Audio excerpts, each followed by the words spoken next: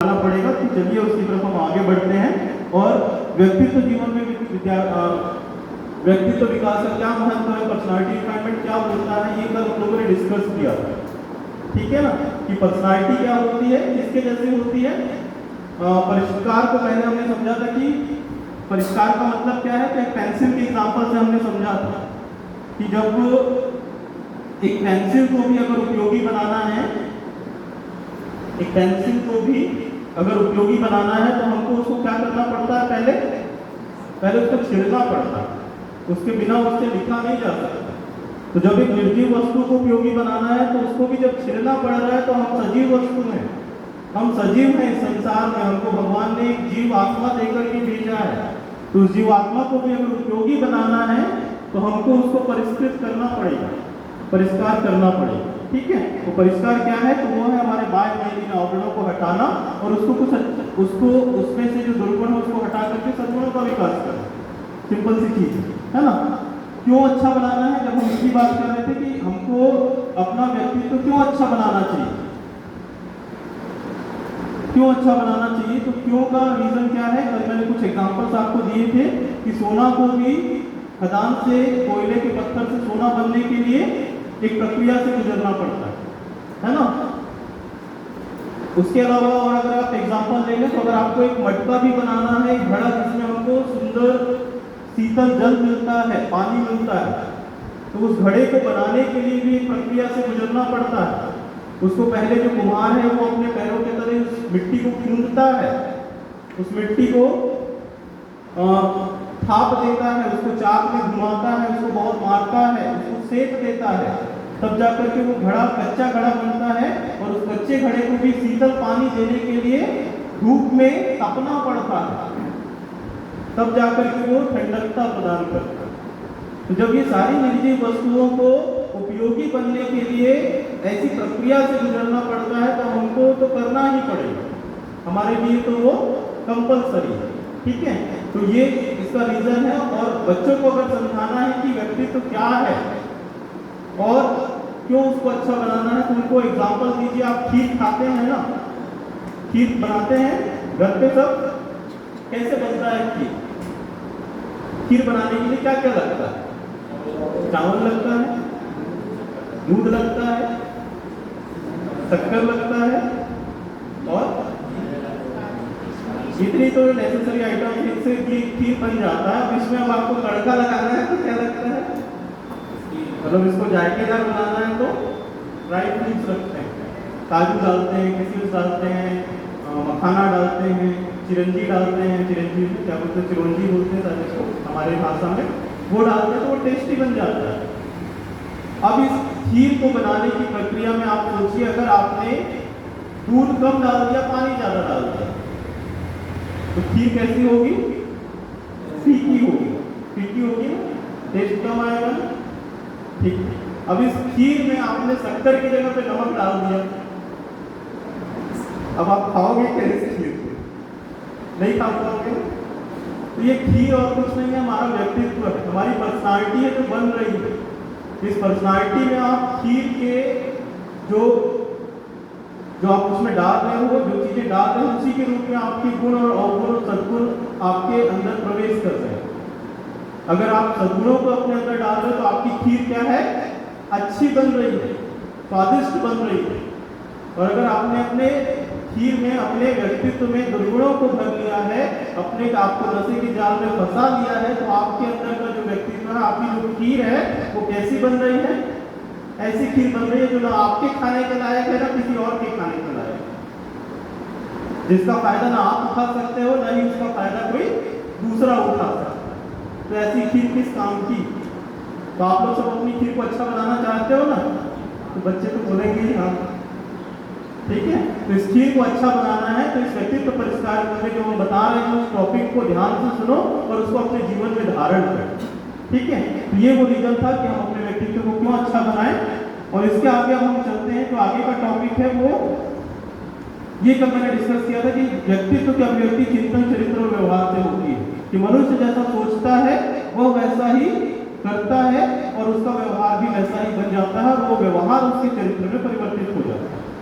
तो इसमें सबसे इंपॉर्टेंट क्या था, चिंतन, सोचना कि हम सोचते कैसे हैं, हमारा सोचना कैसे है। इसके पीछे मैंने कहानी भी सुनाई थी कि हम सोचना हमारे ऊपर डिपेंड करता है कि हम किस चीज़ के बारे में कैसे सोचते हैं।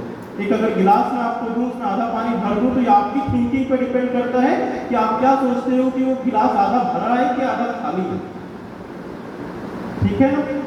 कुछ ने कहा कि वो गिलास आधा भरा है, कुछ ने कहा कि वो गिलास आधा खाली है। जिसने कहा आधा भरा है उसकी सोच जो है वो क्या है, उसकी पॉजिटिव है। जो देखता है कि वो गिलास आधा खाली है वो क्या सोचता है कि इसकी थिंकिंग क्या है, नेगेटिव है। और इसका एक और बहुत सुंदर पॉजिटिव थिंकिंग का इसका एक और सुंदर एग्जांपल क्या हो सकता है मालूम है? एक व्यक्ति ये भी कहता है कि ये जो गिलास है वो आधा पानी से भरा है और आधा हवा से भरा है। कितनी बड़ी पॉजिटिव थिंकिंग हो सकती है। तो कैसे सोचना है ये हम पे डिपेंड करता है। किस चीज को अच्छा सोचना है, किस चीज को बुरा सोचना है, ये हम पे डिपेंड करता है। नारियों के प्रति हमको अपनी समझ अच्छी रखनी है, बुरी रखनी है, ये हम पे डिपेंड करता है। तो सोच हम अपनी बना सकते हैं और उसको बनाने के लिए परिवेश हमको अच्छा रखना पड़ता है। तो चिंतन, चरित्र और व्यवहार से हमारे व्यक्तित्व का निर्माण होता है। चरित्र के ऊपर मैंने कल स्वामी विवेकानंद जी की कहानी भी सुनाई था, है ना, एक बहुत अच्छी सी कहानी कि हमारे चरित्र से हमारे व्यक्तित्व को जाना जाता है।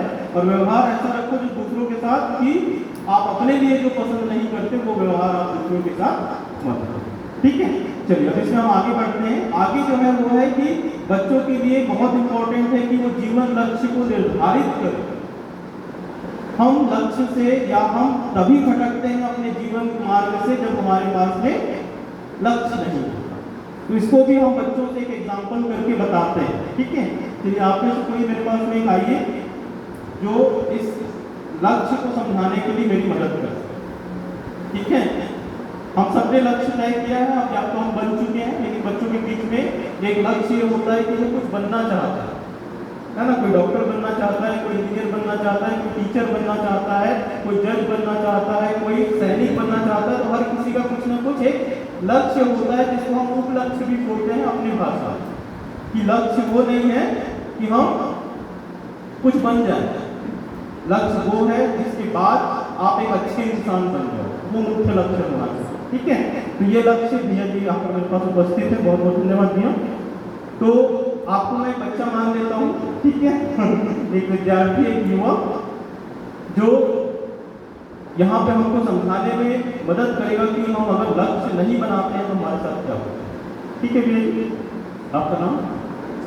हाँ, गणेश भैया जी से मैं अब यहाँ पे कुछ बोलूँगा, वो भैया जी इंस्ट्रक्शन को फॉलो करें। ठीक है, चलिए भैया जी आप जाइए। अरे उधर नहीं जाना, तो 3 लोग बैठे जाइए, उधर मत जाइए, टकरा जाएंगे, उधर दीवार है, उधर मत जाइए। उधर कहाँ जा रहे हैं, उधर तो कोई रास्ता ही नहीं है, इधर आइए। चलिए ठीक है, यहाँ माता जी से आपके पास ले लीजिए।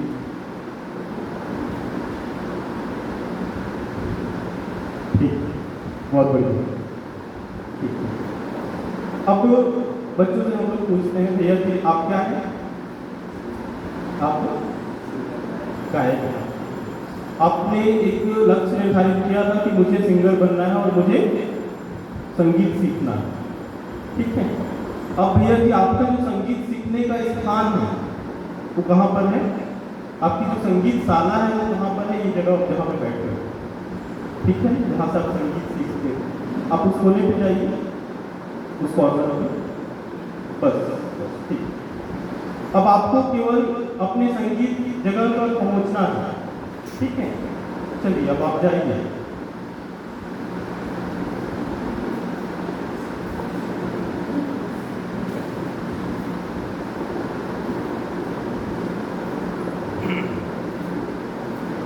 बैठ, क्या अंतर था दोनों सिचुएशन में? पहली बार जब मैंने उनको बोला जाइए तो कहाँ जा रहे थे? कहाँ जा रहे थे वो? जहाँ मैं बोल रहा था। भैया बोले उधर गए, मैं बोला उधर रास्ता नहीं है, कहाँ जा रहे हो? वापस आ गए। मैं बोला इधर दीदी बैठी, उधर नहीं जा सकते, आप वापस आ गए। मैंने उनको कहा कि आप जाके माथा टेक लो, उन्होंने माथा भी टेक लिया। समझ रहे हैं? तो अगर युवाओं के पास में लक्ष्य नहीं होगा तो उसके पास में फंसाने के लिए बहुत सारी ऐसी चीजें हैं जो उसको फंसा करके दूसरी दिशा में ले जाएगी। और जब उसको लक्ष्य पता है कि मुझे क्या बनना है, मुझे क्या अचीव करना है, तो मैं उसके रास्ते में कितनी भी बाधाएं रख दूं, कितने भी ऑब्स्टेकल्स रख दूं, वो अपना रास्ता खुद से बना करके जा सकता है। तो ये वो एग्जाम्पल है जो आप बच्चों के साथ करोगे ना, तो उसको कंठस्थ हो जाएगा कि मुझे सबसे पहला काम क्या करना है, अपने लक्ष्य को निर्धारित करना है। तो एक बार जोरदार तालियां भैया की वजह से आप लोग याद रखेंगे हमेशा, इन्होंने हमको लक्ष्य क्या होता है ये बताने के लिए हमारी हेल्प की। समझ में आ गया? तो लक्ष्य की ये परिभाषा है, लक्ष्य का ये निर्धारण है कि अगर हम लक्ष्य नहीं बनाएंगे तो हमको पकड़ने के लिए, हमको जाल में फंसाने के लिए हमारे आसपास बहुत सारी ऐसी चीजें हैं, चाहे उसको मैं बोल लीजिए, कोई व्यक्ति बोल लीजिए, कोई समाज बोल लीजिए, कोई संस्था बोल लीजिए, कोई सोशल मीडिया बोल लीजिए, सारी चीजें आपको पकड़ करके आपके लक्ष्य से भटकाने के लिए आपको तैयार करें। ठीक है? तो सबसे पहला काम हमको क्या करना है अपने जीवन में, बच्चों को लक्ष्य निर्धारित करें। ठीक है? दूसरी चीज, जब हमने लक्ष्य निर्धारित कर लिया और हमको अपने व्यक्तित्व को परिष्कृत करना है, तो ये जैसे भैया जी हमको बता रहे थे कि आपको 4 चरणों से गुजरना पड़ेगा। ये 4 चरण कौन कौन से? सबसे पहला क्या है? Self analysis. कल एक भाई साहब ने मुझसे पूछा था कि चिंतन, चरित्र और व्यवहार को अच्छा करने के लिए कौन कौन से पॉइंट्स हैं, तो इसके आगे जितने पॉइंट्स आएंगे वो सब उसी के लिए, चिंतन, चरित्र और व्यवहार को अच्छा बनाने के लिए पॉइंट्स। तो पहला क्या करना है हमको? सेल्फ एनालिसिस करनी है। अब सेल्फ एनालिसिस क्यों करनी है, कहानी में सुनाता हूँ आपको कि हम करते क्या है और हमको सेल्फ एनालिसिस कैसे करनी है। ब्रह्मा जी ने सृष्टि का निर्माण किया है ना? ब्रह्मा जी ने बहुत सुंदर सृष्टि का निर्माण किया, बहुत अच्छे पेड़ पौधे बनाए, बहुत अच्छे पर्वत बनाए, नदियां बनाई। इस संसार को जितना सुंदर हो सकता था उतना सुंदर इस संसार को रचा, और इस संसार का देखभाल करने के लिए, इस संसार का स्वाद लेने के लिए उसने किसको भेजा? मनुष्य को भेजा। और इस मनुष्य ने उस संसार का नाश कर दिया, है ना? ऐसा ही हुआ है। तो ब्रह्मा जी ने देखा कि यार मैंने इस मनुष्य को इस संसार में इस अपनी सबसे अच्छी रचना को देकर के भेजा और ये कहा कि आप इस संसार को संभाल करके रखो, सबसे मिलजुल कर रहो, सबसे प्यार बांटते हुए एक दूसरे के साथ में रहो, फिर भी ये इतना दुखी क्यों है? तो उसने एक मनुष्य को बुला करके पूछा कि मुझे बताओ कि तुम इतने दुखी क्यों हो? तो मनुष्य ने कहा कि मैं इस संसार में बहुत खुश रहना चाहता हूँ, मैं इस संसार में चाहता हूँ कि हर चीज मुझे मिले, मैं बहुत खुश रहूं और कोशिश करूं कि मतलब मैं हर वो काम ऐसे करूं जिससे मुझे खुशी हो और लोग भी मेरी प्रशंसा करें। मतलब एक अल्टीमेट हमको जो चाहिए होती है वो खुशी चाहिए होती है, मैं खुश रहना चाहता हूँ, हम सब यही चाहते हैं। तो ब्रह्मा जी बोले तो इसमें प्रॉब्लम क्या है, इसमें दुविधा क्या है? मैं तुमको एक ऑप्शन देता हूँ, एक उसका उपाय बनाता हूँ, उसको करो, तुम हमेशा खुश रहोगे। ठीक है? तो ब्रह्मा जी ने उनको क्या उपाय बताया कि तुमको करना ये है कि मैं तुमको 2 पोटलियां दे रहा हूँ, 2 बैग दे रहा हूँ थैली। ठीक है? उन 2 थैलियों में से आपको एक थैली को हमेशा पीठ के पीछे बांध करके रखना है, जिसमें दूसरों की बुराइयां हैं, दूसरों की गलतियां हैं, दूसरों की निंदा है, उसको तुम पीछे बांध करके रखो, उसको कभी खोल के मत देखना। और दूसरी पोटली वो है जिसमें तुम्हारी बुराइयां हैं, तुम्हारी गलतियां हैं, तुम्हारी कमजोरियां हैं, उसको तुम सामने पोटली को बांध करके रखो और रोज सुबह उठ करके उस पोटली को देखो कि तुम्हारे अंदर क्या गलती है, तुम्हारे अंदर क्या कमजोरी है।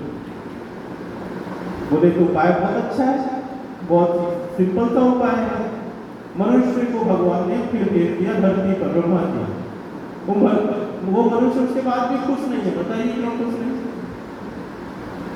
क्योंकि उसने पोटलियां पलट के रखी हुई है।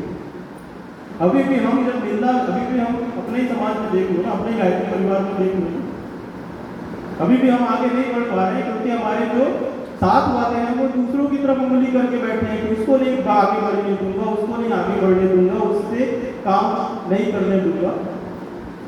जबकि हम अपने आप को आगे बढ़ाने के लिए आगे बढ़े ना, ये उंगली अपनी तरफ को कि मुझे क्या करना है, मुझे अपने गायत्री परिवार को आगे बढ़ाने के लिए क्या करना है, मुझे अपने संगठन को मजबूत बनाने के लिए क्या करना है। अगर हम इस सोच के साथ आगे बढ़े तो वो पोटली काम की है। ब्रह्मा जी ने पोटली हमको भी देकर के भेजी है, गुरुदेव ने हमको एक पोटली देकर के भेजी है कि तुम अपने अंदर झांको और देखो कि तुम क्या कर सकते हो, है ना। तो वो सेल्फ एनालिसिस की पोटली है, वो आत्मचिंतन की पोटली है जो हम सबके अंदर है, हम सबके सामने है। हम बस उस पोटली को पीछे की तरफ करके दूसरों को अच्छा बनाने की तरफ आगे बढ़ रहे हैं। हम ये चाहते हैं कि दूसरा अच्छा बने, हम ये चाहते हैं कि दूसरे के अंदर ये बुराई है वो ठीक करे, हम ये चाहते हैं कि दूसरे के अंदर ये दुर्गुण है वो ये दुर्गुण को ठीक करे। हम ये नहीं चाहते कि मेरे अंदर ये दुर्गुण है मैं इसको ठीक करूं। हो रहा है ना ऐसा? तो हम युवाओं को ये बताएं कि आप अपनी पोटली को झांको और इसकी एनालिसिस करो। कब करो, कैसे करो? तो वो ध्यान का एक जो पार्ट हम यहाँ पे जोड़ देते हैं। क्या 5 मिनट का समय निकालो अपने लिए, 10 मिनट का समय निकालो अपने लिए। दिन भर में हमारे पास 24 घंटे हैं, लेकिन हम कितने मिनट अपने लिए निकालते हैं? कितने मिनट अपने लिए निकालते हैं? हम हर समय दूसरों की तरफ झांक रहे होते हैं। और आदमी झांकता अपनी तरफ कब है? जब वो आंखें बंद करता है। जब हम आंखें बंद करते हैं तब अपने अंदर झांकते हैं, जब आंखें खोलते हैं तो दूसरों की तरफ देखते हैं। तो अपने लिए 5 मिनट का समय निकालो, 10 मिनट का समय निकालो, चाहे वो 5 मिनट 10 मिनट आप गार्डन में बैठ करके एकांत में अपने आप के लिए मेडिटेशन करो, चाहे वो आप शाम को इवनिंग वॉक करो, चाहे वो मॉर्निंग में इवनिंग वॉक करो, किसी भी तरीके से मेडिटेशन हो सकता है। लेकिन वो 10 समय आप अपने लिए निकालो, अकेले के लिए निकालो। और उस 10 मिनट में आप सोचो कि मेरे अंदर क्या चल रहा है, मैं अच्छा कर रहा हूँ कि नहीं कर रहा हूँ, मेरे से कुछ गलतियां तो नहीं हो रही है। ये सेल्फ एनालिसिस का पार्ट है, ठीक है।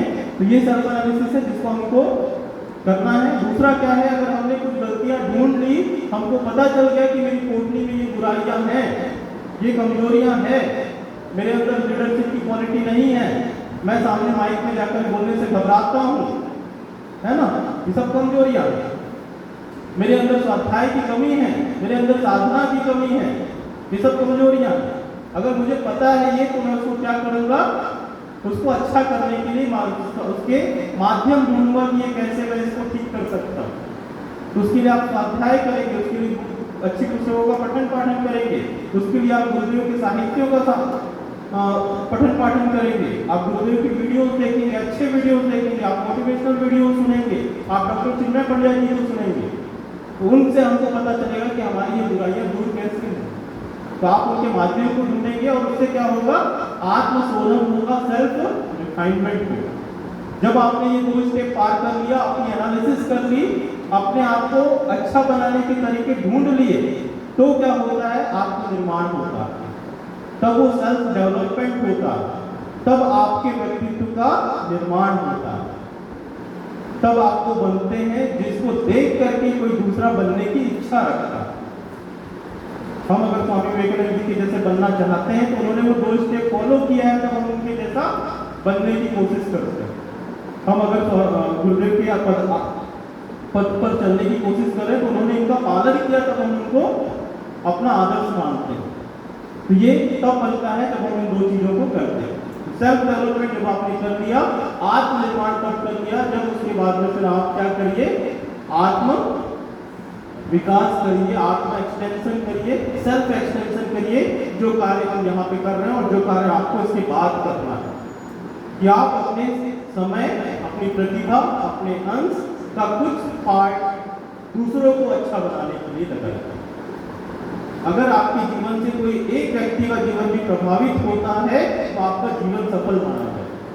अगर आपने किसी एक को भी किसी नशे के जाल से फंसा दिया तो आपका जीवन सफल माना, ठीक है ना। तो ये हमको करना है इसके बाद कि आप अपने जीवन का कुछ अंश दूसरों को अच्छा बनाने के लिए, जिस काम के लिए हम यहाँ पर आए हैं, जिस काम के लिए हम छत्तीसगढ़ से चलकर यहाँ पर आए हैं, उस काम को आप सफल बनाएंगे, सेल्फ एक्सटेंशन, ठीक है। तो ये पार्ट हमको करना है। आगे चलते हैं कि व्यक्तित्व का जो है वो कितने प्रकार का व्यक्तित्व होता है, ठीक है। कल मैंने बताया था आपको कि व्यक्तित्व 2, हमारा आचरण कैसा है, हम कैसी वेशभूषा धारण